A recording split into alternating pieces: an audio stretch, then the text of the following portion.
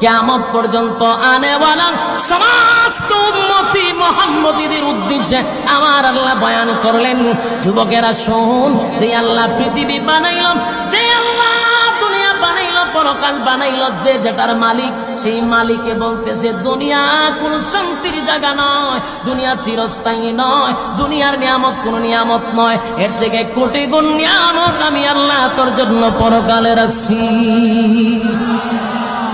দুনিয়ার যত বড় বাদশাহী হন, কিন্তু যখন অস্থায়ী কথা হয় না। আর রব্বে কারীম বলে, বান্দা শুন,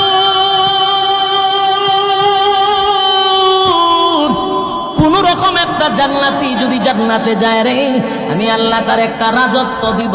এই রাজত্বটা হবে এই পৃথিবীর 10টা পৃথিবীর সমান। জুড়ে কোন সুবহান। একটা জবান বন্ধ রাখবেন, আল্লাহু আকবার।